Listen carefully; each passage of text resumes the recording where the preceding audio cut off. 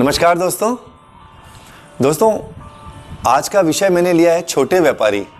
छोटे व्यापारी दोस्तों बहुत परेशान हैं, जो अनाज के व्यापारी हैं और पेंट्स के व्यापारी हैं, कॉस्मेटिक के व्यापारी हैं, इलेक्ट्रॉनिक्स के व्यापारी हैं और चप्पल जूते के व्यापारी हैं। दोस्तों ये छोटे छोटे व्यापारी बहुत परेशान हैं। लॉकडाउन में इन्होंने 2 महीने तक सरकार का कहना माना और अपनी अपनी दुकानें बिल्कुल बंद रखी, ताले को हाथ भी नहीं लगाया। अब ताले को हाथ नहीं लगाया, उसका उनको सज़ा इनको क्या मिली कि बिजली का बिल बहुत ज़्यादा उनको भुगतान के लिए उनके सामने प्रस्तुत हुआ। सरकार ने कहा था कि किसी भी लेबर को दुकान से ना हटाए, नहीं हटाया, उनको सैलरी देना यथासंभव। ज़्यादातर व्यापारी भाइयों ने पूरी उनको सैलरी दी, सरकार की हर बात मानी और हमारा मानना दायित्व भी था। लेकिन दोस्तों बड़ा दुख हुआ कि सरकार की ओर से हमें कुछ भी मदद नहीं मिली, बल्कि बिजली का बिल ज़्यादा बढ़ा हुआ मिला। सरकार ने हमें एक सैनिटाइज की एक बोतल तक नहीं दी कि भाई निःशुल्क फ्री दे दी हमको, कि भाई, क्योंकि हम व्यापारियों के पास में कोई बीपीएल कार्ड तो है नहीं और हम कितने पीड़ित हैं इस विश्वव्यापी मंदी में।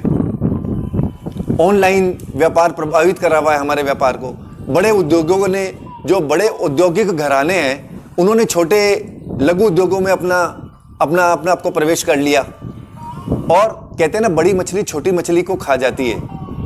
तो जो बड़े औद्योगिक घराने हैं वो हम जैसे छोटी दुकानदारों को ख़त्म कर देंगे, हमारे अस्तित्व को ख़त्म कर देंगे।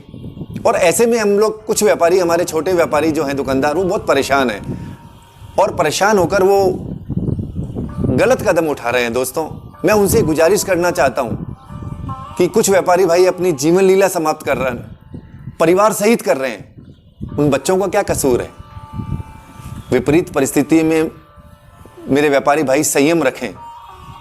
रात के बाद सुबह आएगी। जिस तरह ट्रेन जाती है ना, ट्रेन जाती है और फाटक बंद होता है, आवागमन रुक जाता है, और जैसे ही ट्रेन उससे गुजर जाती है आवागमन वापस खुल जाता है। ऐसे ही विपरीत परिस्थितियों में थोड़ा सा संयम रखें। ऐसा कोई कदम ना उठाएं जो आपके और आपके परिवार को, समाज को और देश को उसका खमियाजा भुगतना पड़े। सरकार से निवेदन है और राजनीतिक पार्टियों से भी निवेदन है कि जो छोटे मोटे जो व्यापारी हैं, बहुत छोटे छोटे व्यापारी हैं, उनको कितनी प्रतिस्पर्धा करनी पड़ रही है। टैक्स देना पड़ रहा है, बिजली का बिल ज़्यादा देना पड़ रहा है, दुकानों का किराया देना पड़ रहा है, और फिर भी ग्राहक इतने कम। ऐसे में वो संयम बनाए हुए हैं। आप जरूर उनकी तरफ ध्यान दें। और राजनीतिक पार्टियों ने तो व्यापार प्रकोष्ठ बनाए हुए हैं। मैं उनसे निवेदन करना चाहता हूं कि ग्रास रूट पर अपने पदाधिकारियों को भेजें कि छोटे व्यापारियों से छोटी छोटी मीटिंग कर उनसे बात करें, उनकी मनोस्थिति को जानें, उनकी परिस्थितियों से वाकिफ हों। गलत कदम उठाना व्यापारियों का ये हित में नहीं है। अपनी जीवन लीला समाप्त करना ये अहित है। भगवान भी इसको माफ नहीं करने वाला।